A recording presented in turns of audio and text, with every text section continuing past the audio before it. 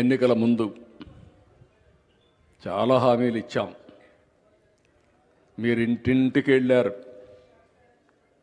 బాబు surety, భవిష్యత్ guarantee, అదే మాదిరిగా సూపర్ 6,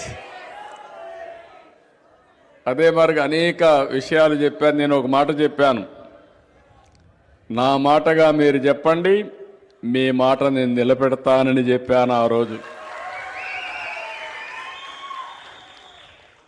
మీరందరూ సైనికులుగా వెళ్ళి ఇంటింటికి పోయి పనిచేశారు.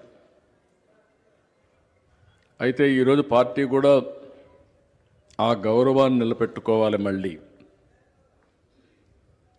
రాష్ట్రం మొత్తం గౌరవాన్ని నిలబెట్టుకోవాలంటే ఏ కార్యకర్త అయితే ఆ రోజు ఓటు కోసం పోయినప్పుడు